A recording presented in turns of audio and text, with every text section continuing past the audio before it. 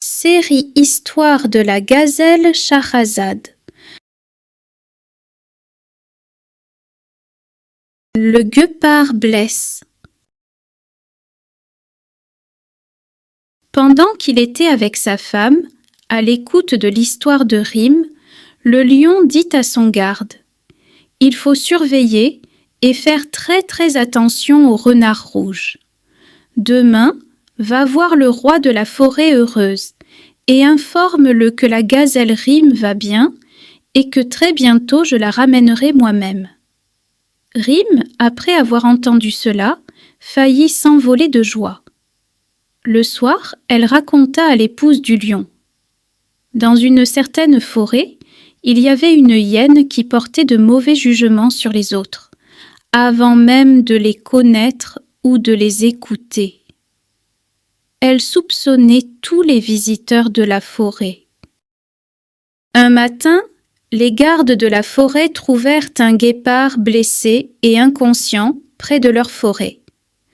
Ils le rentrèrent à l'intérieur chez le roi lion pour voir son cas. L'hyène fâchée dit: « Je connais très bien ce guépard. Il est venu nous espionner et transmettre nos secrets au roi de leur forêt. Il faut le tuer immédiatement. » Le chameau dit: « Il faut plutôt le soigner pour savoir la vérité. Nous avons récolté beaucoup de pertes à cause des soupçons de cette hyène. » L'hyène répondit: « Nous devons tuer ce guépard immédiatement, sinon vous le regretterez. » La plupart des animaux étaient de l'avis du chameau et y tenaient.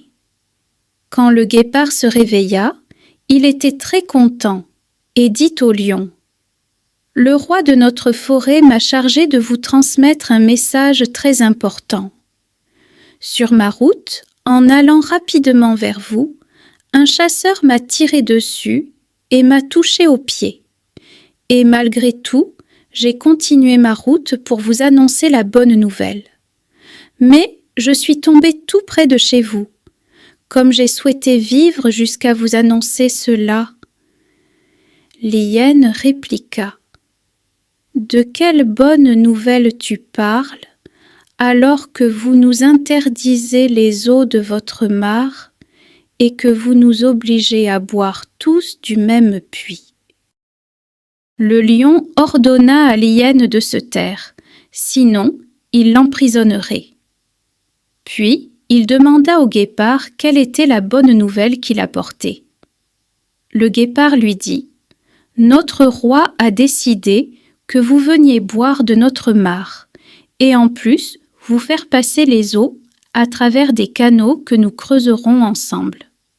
Avec le temps, nous nous unirons et nos forêts deviendront une grande forêt. » Le lion et tous les animaux étaient très contents. L'hyène cria: « C'est un complot! Ils convoitent nos arbres fruitiers que nous possédons et qu'ils n'ont pas.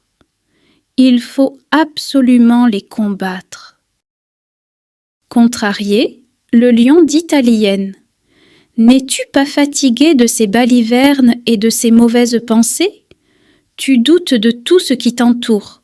Qu'a suffi? Nous avons perdu beaucoup à cause de ces soupçons.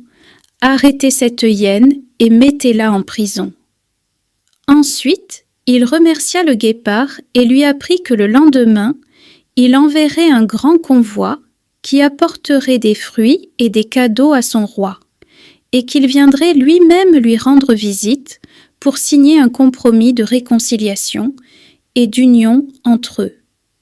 Et effectivement, la joie remplit le cœur des habitants des deux forêts qui s'étaient unis. Et l'un des rois abdiqua au bénéfice de l'autre et ordonna la libération de l'hyène pour lui permettre de vivre ce bonheur avec eux. La femme du roi de la forêt dit en souriant: « Quelle belle histoire !»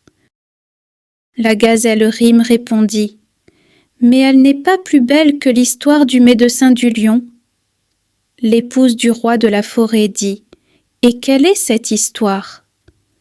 Rime répondit: « Le soleil s'est levé, je ne pourrai te la raconter que le soir. » L'épouse du lion sourit et dit « Je ne vois pas d'inconvénient, nous attendrons le soir. » Puis elle informa Rime que sa santé s'améliorait et qu'elle pouvait se déplacer. Rime était très heureuse de cette nouvelle, ainsi que le lion qui lui dit « Après l'histoire de demain, tu retourneras chez toi dans ta forêt, je t'y déposerai moi-même. » Très heureuse, Rime commença à préparer son retour auquel elle avait tant rêvé.